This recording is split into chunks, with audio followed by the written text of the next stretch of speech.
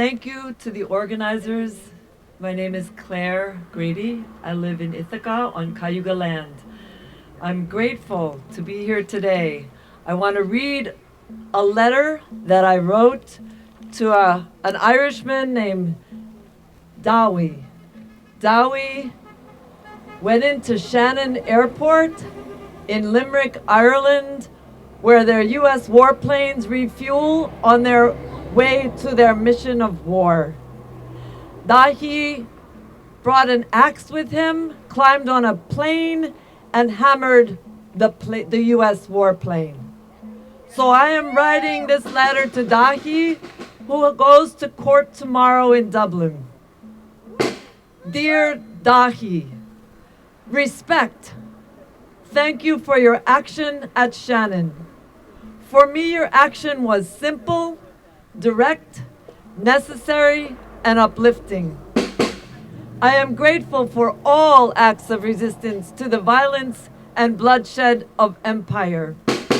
I am grateful to be connected to my family's Irish roots, uplifted by each news, each time we receive it, of Irish insistence on their neutrality and Irish resistance to U.S. warplanes at Shannon.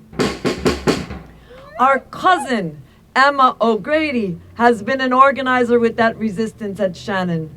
Emma is a passionate artist and activist. Could we ever separate our art from our actions? Just weeks ago, we celebrated 91-year-old Lilia Doolin on her walk from Shannon to Dublin, calling for U.S. out of Shannon. We hear that you are expected to appear in court in Dublin tomorrow. May it go well with you. We are praying for you. We go to Hancock today, Hancock Airfield in Syracuse, New York, home of the 174th Attack Wing, responsible for operating the MQ-9 Reaper drone, remotely piloted aircraft for global combat operations. Basically, you can translate that as for global terror and bloodshed.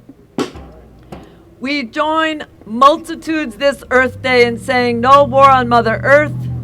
We know that our U.S. military is, as Martin Luther King says, the greatest purveyor of violence in the world today. We know that it is the #1 contributor to climate catastrophe.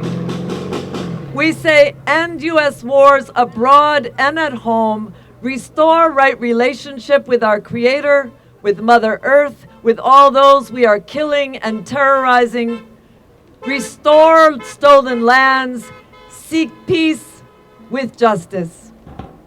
God bless you, Dahi. We send love and encouragement across the ocean. May the jails, prisons, and courts bring more clarity, more love, and more resistance. Peace, Clare.